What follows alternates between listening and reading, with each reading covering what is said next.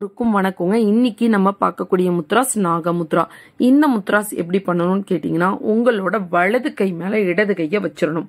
வச்சுட்டு உங்களுடைய வலது கை பெருவிரலை இடது கை உள்ளங்கைக்கு நடுவுல வச்சிடணும். அடுத்தது உங்களோட இடது கை பெருவிரலை வலது கை பெருவிரல் மேல வச்சிடணும். கைகள் வி ஷேப்ல இருக்கிற மாதிரி இருக்கிறதுக்கு பேர் தான் நாகமுத்ரா. இந்த முத்ராஸ் பாத்தீங்கன்னா 10 நிமிடம் பண்ணணும். ஒரு விரிப்பின் மேல அமர்ந்து தான் பண்ணணும். நீங்க காலையில எழுந்த உடனே பண்றது ரொம்ப நல்லது. இப்படி பண்றதுனால என்ன நன்மைன்னு கேட்டீங்கன்னா, உங்களோட உடம்புல பஞ்சபூத சக்திகள் நல்லாவே ஆக்டிவேட் ஆகும். அடுத்தது வயசானவங்களுக்கு காது கேட்காம இருக்கு, மந்தத்தன்மை வருதுன்னா காது கேட்க ஆரம்பிச்சிடும். கண் பார்வை கூர்மையாகும்.